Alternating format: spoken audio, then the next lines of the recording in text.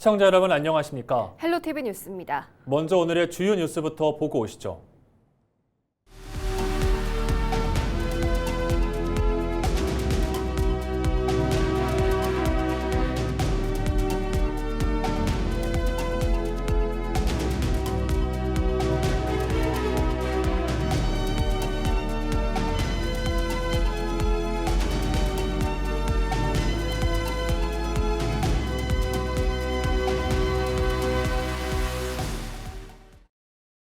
기록적인 폭우로 경남 거제 대표 포도 주산지인 둔덕면 일대가 물에 잠겼습니다.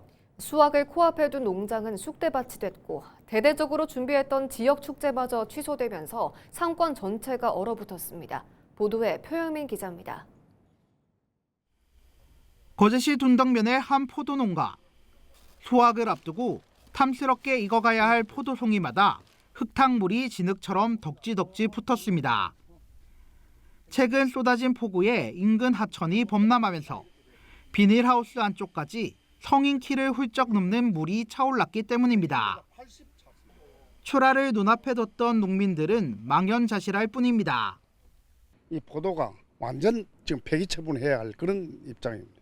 앞집처럼 전부 철수 다 했거든요. 전부 따내고 그러는데 우리도 나무만 살리기 위해서 지금 세척하고 이러는데 이거는 나중에 전부 따내야 됩니다. 따서 버려야 돼요. 당장 수확은커녕 물에 잠긴 나무 뿌리까지 썩어 들어가면서 내년 농사마저 기억할 수 없게 됐습니다. 나무라도 살리기 위해 매달린 포도를 일일이 따내 포대에 담아 버립니다. 농장이 황폐해지면서 올해 거제 둔덕포도의 한우 축제도 결국 취소됐습니다. 지난해 성공적인 축제를 치른 기억에 올해는 더 많은 물량을 준비했던 농가들의 상실감은 더욱 큽니다. 축제로 하면 축제 기간 앞뒤로 물이 많이 나가거든요. 나가는데 그게 없으니까 또 그렇고 하여튼 참 답답합니다.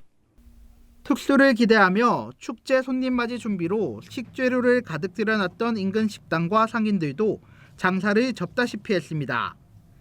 당장 피해 복구가 최우선이기 때문입니다. 하지만 방문객의 발길이 끊기면서 지역 상권 전체가 얼어붙지 않을까 걱정입니다. 아무래도 이제 이게 외지의 관광객들이 오셔야지만이 또 이게 주문을 해 먹고 또 사 먹게 되고 이렇게 되는데 아마 축제가 지금 취소된 걸로 저도 알고 있어 가지고 그렇게 쉽지만은 않을 것 같아요. 자식처럼 애지중지 키운 작물을 한순간에 잃어버린 농민들. 절망에 빠진 농가와 상권을 위해 실효성 있는 지원 대책이 시급해 보입니다. 헬로티비 뉴스 표영민입니다. 거제시가 올 가을 계획했던 제20회 거제 섬꽃축제도 취소를 결정했습니다.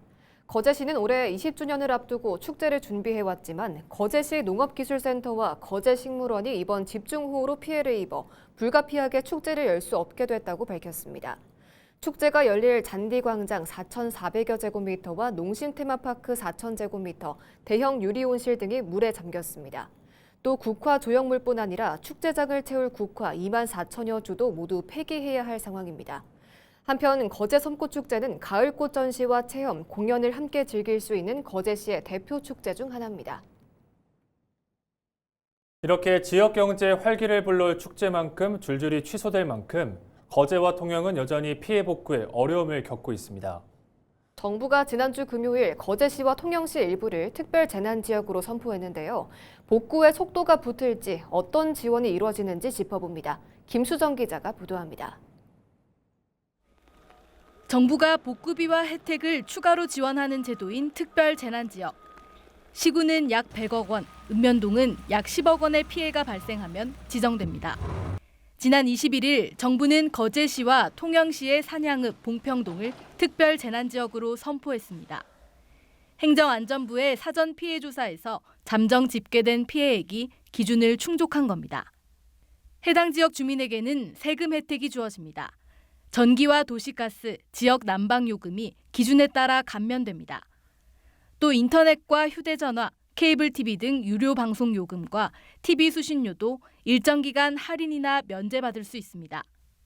재난지원금 수급자와 소상공인은 국민건강보험료를 석 달 동안 적게 내고 체납한다면 연체금 징수도 유예됩니다.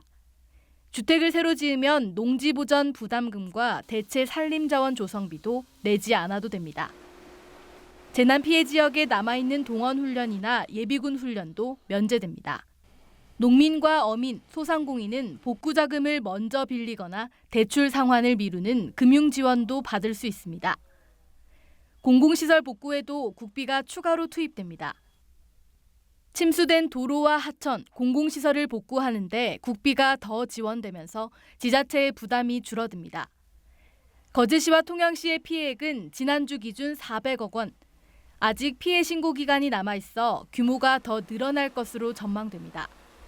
오는 27일부터 중앙합동 피해조사가 시작되는데 경상남도는 이 기간 통영시 전역이 특별재난지역으로 추가 선포될 수 있도록 건의할 계획입니다.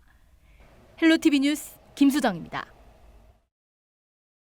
기록적인 집중호우로 경남 거제와 통영 지역에 큰 피해가 발생한 가운데 이름 없이 나눔을 이어온 익명의 기부자가 피해 주민들을 위해 성금 500만 원을 전달했습니다. 경남사회복지공동모금회에 따르면 지난 21일 사무국 앞에 놓인 상자에는 현금 500만 원과 국화 한 송이, 호우 피해 희생자와 수재민을 위로하는 손편지가 담겨 있었습니다.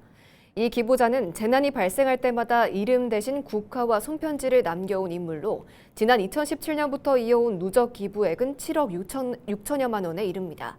이번 성금은 경남 지역 호우 피해 지원 특별모금에 사용될 예정입니다. 통영시가 집중호우로 침수와 산사태 피해를 입은 주민들의 심리 회복을 위한 재난심리 지원에 나섰습니다. 통영시는 지난 19일부터 경남광역정신건강복지센터와 영남권 트라우마센터 등과 협력해 피해 지역을 순회하며 전문 심리 상담을 진행하고 있습니다.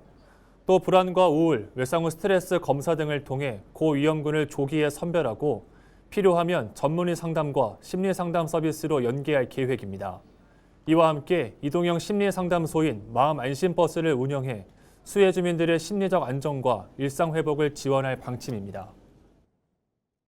여름 더위가 한풀 꺾인다는 처서가 지났지만 전국 대부분 지역에 폭염특보가 발효돼 무더위와 열대야가 이어지고 있습니다. 한편 서태평양 해상에서는 18호 태풍 사우드를 포함해 4개 태풍이 동시에 발달한 상황인데요. 이번 주 날씨 전망 차선영 기자가 전해드립니다. 거대한 태풍 소용돌이가 눈에 띕니다. 18호 태풍 사우델입니다. 19호 나라, 20호 개나리, 그리고 21호 아싸니까지 뜨겁게 달아오른 바다 위에서 태풍 4개가 한꺼번에 자리 잡은 겁니다. 가장 강한 세력은 18호 태풍 사우델입니다. 24일 현재 일본 오키나와 동남동쪽 900km 해상에서 최대 풍속 초속 49m, 시속 176km의 강도를 유지하며 서북 서쪽으로 이동하고 있습니다. 26일 일본 오키나와 부근 해상을 지난 뒤 주말인 토요일쯤 중국 내륙에 상륙해 세력이 크게 약해질 것으로 기상청은 내다봤습니다. 중국 남부 해상의 19호 나라는 이틀 안에, 타이완 해협의 20호 개나리는 반나절 안에 열대 저압부로 약해질 전망입니다. 괌 서쪽 바다에서 발생한 21호 태풍 아싸니도 36시간 안에 세력을 잃겠습니다. 우리나라에 직접 영향을 주는 태풍은 없는 상황. 다만 태풍들이 북태평양 고기압을 우리나라 쪽으로 밀어올리면서 덥고 습한 공기가 계속 들어올 것으로 보입니다. 이에 따라 이번 주 내내 낮 기온은 30도 안팎, 습도가 높아 체감온도는 33도를 웃도는 곳이 많겠고 밤사이 열대야도 이어질 전망입니다. 우리나라는 고온 다습한 공기가 북태평양 고기압 가장자리를 따라 유입되고 있습니다. 이로 인해 우리나라는 전국 대부분 지역에 폭염특보가 발효 중이고 당분간 최고 체감온도가 33도 안팎, 경기 남부와 남부지방을 중심으로는 35도 안팎의 분포를 보이며 무더운 날씨를 보이겠습니다. 기상청은 대기가 불안정한 내륙과 산지에는 돌풍과 함께 천둥, 번개를 동반한 소나기가 내리는 곳이 있을 것으로 예보했습니다. 이와 함께 태풍 사우델의 이동 경로에 따라 주변 기상계와 해상 파고의 변동성이 큰 만큼 최신 기상 정보를 확인해 줄 것을 당부했습니다. 헬로티비 뉴스 차선영입니다. 고수원이 계속되면서 경남에서 108만 마리 넘게 양식 어류가 폐사했습니다.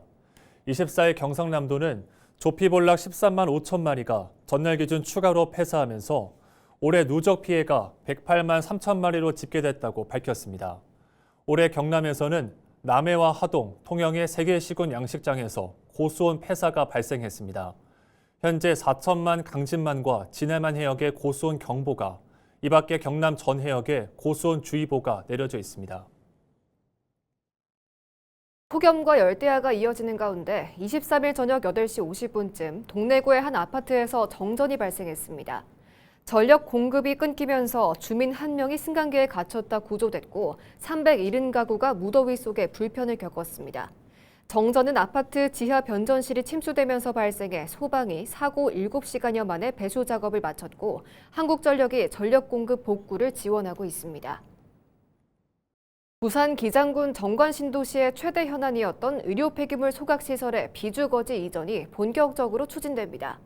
기장군은 24일 NC 메디책과 업무 협약을 맺고 주거지 밀집 지역에 위치한 의료 폐기물 소각시설을 비주거 지역으로 조속히 이전하기로 합의했습니다. NC 메디책이 이전 부지 확보와 비용 부담을 책임지기로 했으며 기장군은 행정 절차를 적극 지원할 방침입니다. 우성빈 기장군수는 이전 비용을 부담하거나 책임지는 부분 없이 국민들의 건강권을 지키고 오랜 기간 주민 불안과 민원을 야기해온 문제를 해결할 수 있을 것으로 기대한다고 밝혔습니다. 23일 9시 30분쯤 부산 남구 대연동 황령터널 인근 도로를 달리던 승용차 엔진룸에서 불이 났습니다. 운전자 등 탑승자 2명은 차량을 멈춘 뒤 즉시 대피해 다행히 인명피해는 없었습니다. 소방당국은 차량 결함이나 정기적 요인 등 다양한 가능성을 열어두고 관계기관과 정확한 화재 원인을 조사할 예정입니다. 불법 체류 외국인을 고용해 출장 성매매와 불법 마사지 업소를 운영하고 전단지를 유통한 일당 15명이 경찰에 적발됐습니다. 부산경찰청은 성매매 알선 및 출입국관리법 위반 등의 혐의로 업주 A씨와 불법 체류자 브로커, 전단지 제작 배포자 등 15명을 검거했습니다. A씨 등은 태국 국적의 불법 체류자 등을 고용해 성매매를 알선하고 약 10만 장의 불법 광고 전단지를 유흥가 일대에 배포한 혐의를 받고 있습니다. 경찰은 불법 체류 마사지 종업원 등 7명을 출입국 관소로 인계하는 한편 불법 전단지 제작과 배포 등 영업 전 과정에 대한 단속을 강화할 방침입니다. 다대포 앞 바다에서 서핑을 하던 10대 여성이 바다 위에 표류하다 구조됐습니다.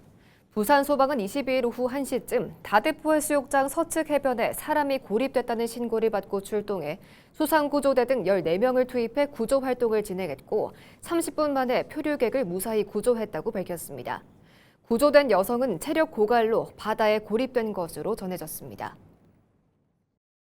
북극항로 시범 운항 컨테이너선인 펜스타 아크로호가 22일 저녁 부산 신항을 출발했습니다. 펜스타 아크로호는 북동 항로를 지나 영국 펠릭스토우를 거쳐 네덜란드 로테르담항까지 13,000km를 항해하며 이후 폴란드 그단스크에 기항한 뒤 10월 5일께 부산항으로 돌아옵니다.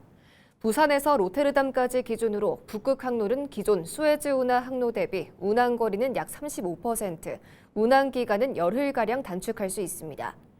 해양수산부는 이번 시범 운항을 통해 북동 항로의 운항 거리와 소요 기간, 연료 소모량 등을 분석할 수 있는 실증 자료를 확보하고 이를 활용해 북극 항로 활성화를 위한 정책 과제를 발굴할 계획입니다. 부산시가 노후경유차 조기 폐차 지원 2차 사업을 추진합니다. 이번 조기 폐차 지원 대상은 배출가스 4등급과 5등급인 자동차로 2,260대입니다. 접수일 기준 부산시에 6개월 이상 연속 등록돼 있고 소유자의 최종 소요 기간이 6개월 이상이어야 하며 자동차 정기검사 유효 기간이 지나지 않아야 합니다. 폐차 지원을 받으려는 차량 소유자는 자동차 배출가스 홈페이지에서 온라인으로 신청하거나 한국자동차 환경협회로 우편 신청하면 되며 예산이 소진될 경우 마감됩니다.